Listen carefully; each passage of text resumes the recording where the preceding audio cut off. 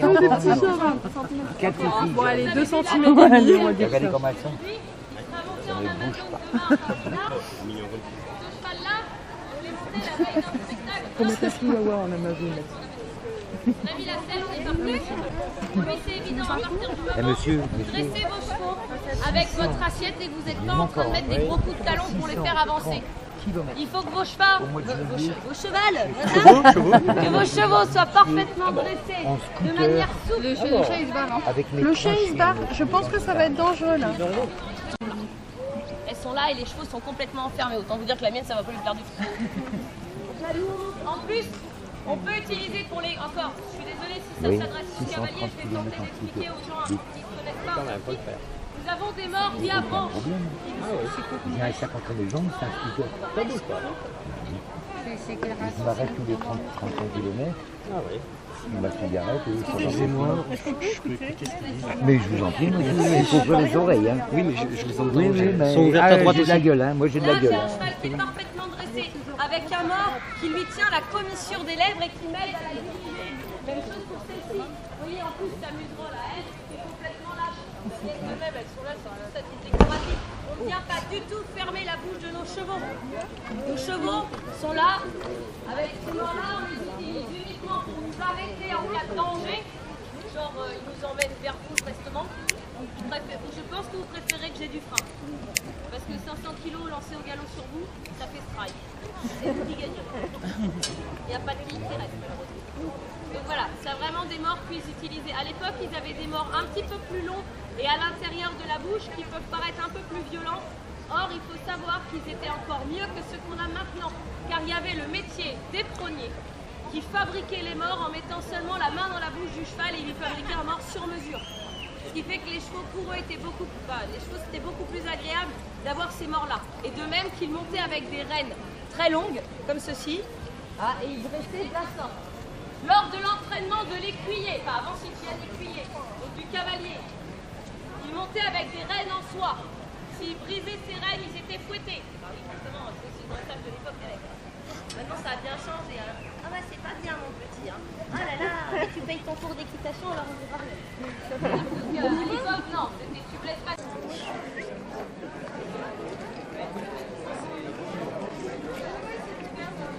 Oui, c'est un film.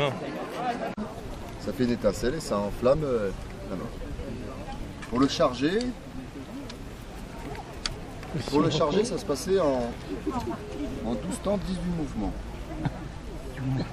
Vous allez essayer de compter dans votre tête. Moi, je suis assez expérimenté, donc je le fais d'une manière souple mais assez rapide.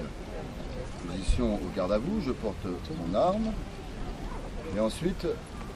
Ce que je dirais, ce sont les ordres, hein, d'accord? Et ensuite, je fais les mouvements. 12 temps, 18 mouvements. Premier temps. Alors, pour une charge en 12 temps, chargez arme. Prenez cartouche, déchirez cartouche, ouvrez bassinet, amorcez, fermez le bassinet, l'arme à gauche. Cette expression vous rappelle quelque chose, passer l'arme à gauche? Pourquoi? Parce que là, je suis flanc à l'ennemi. Au moment où je passe l'arme à gauche, je lui expose une grande surface de mon corps. Bah, forcément, je suis une cible potentiellement plus facile à avoir. La cartouche, donc on vide la poudre et on met la balle avec le papier. Ça fait la boule, d'accord? On tire la baguette, tirez baguette, baguette dans le canon, ouvrez, rentrez baguette. Vous voyez le geste? Je ne fais pas ça parce qu'il faut se dire qu'on est serrés les uns contre les autres. Il y a un geste bien précis, c'est de le tourner. Donc rentrez baguette, portez arme. Vous avez un peu compté? Maintenant, pour un feu, apprêtez arme, joue, feu, chargez. Sinon ça sera désigné d'office, hein, vous savez. La bonne position. Et maintenant on va lui faire charger son arme.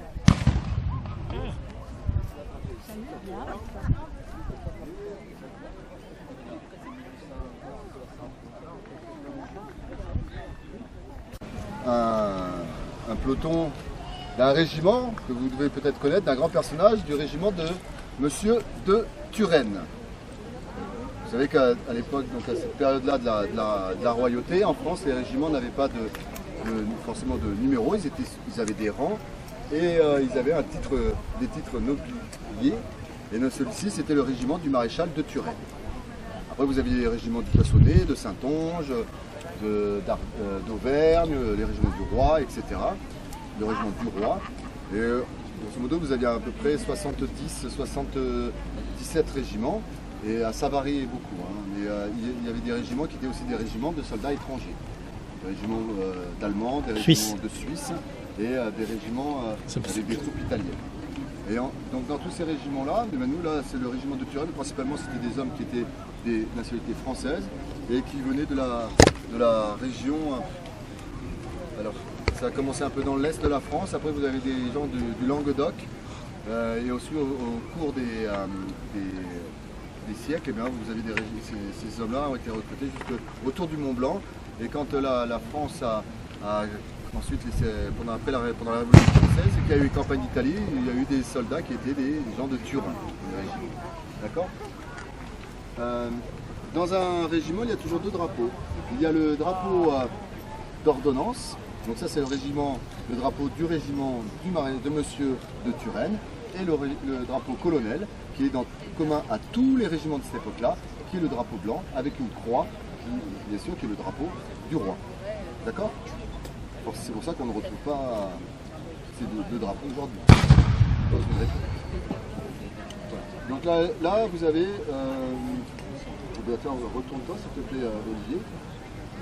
Là vous avez, donc ce sont des soldats, 80% des soldats de cette période-là étaient équipés et habillés à peu près comme ça. Une giberne et ensuite vous voyez les fusils. Voilà. Et donc avec des tricornes. Nous sommes une troupe d'infanterie de ligne. C'est-à-dire que ces hommes-là, si on faisait un bond de 250 ans en arrière, ces hommes-là sont beaucoup plus sales, beaucoup plus moches, et surtout ils sont beaucoup plus petits. Voilà, Nadège, si tu veux bien avancer. Nadège, ce serait fait partie des gens de la taille bonne moyenne. D'accord ? Là, on lui a donné, elle a un tout petit fusil parce que rompez et faites porter les fusils à tout le monde, qu'ils puissent se rendre compte. Pourquoi ? Parce que ces fusils sont vraiment très lourds, très grands. 5,5 kg avec 5,5 kg. Ah oui. Attends. Bon courage pour les porter longs. C'est les cannes. 80 km. Ça les lourds.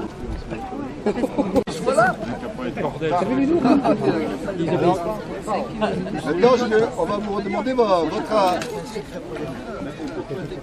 À l'époque, justement, à cette époque-là, les soldats, ce ne sont pas des gens qui sont venus à la fleur au fusil, je veux devenir soldat.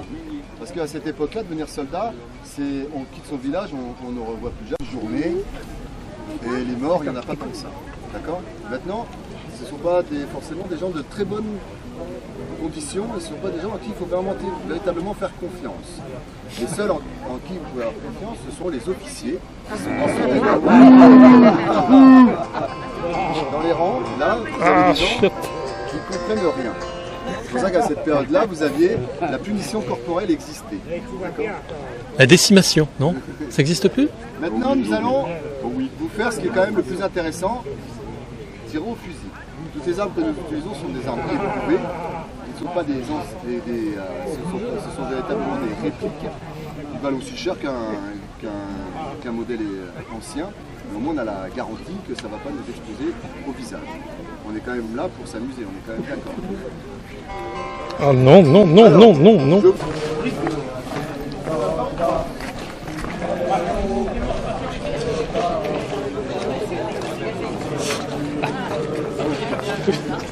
Oui, Fabien, c'est machin, ça.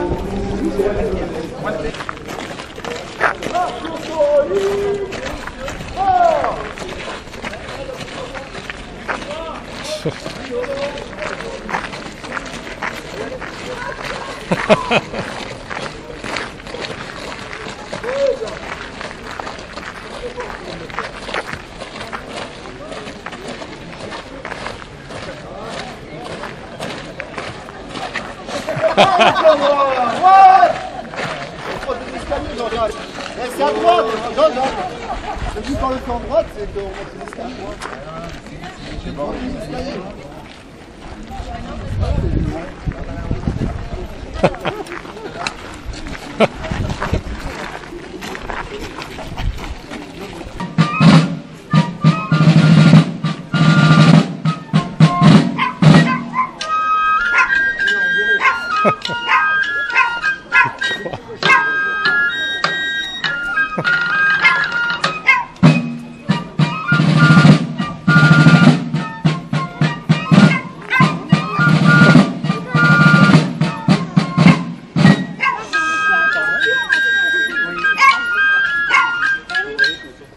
C'est ce connard de chien.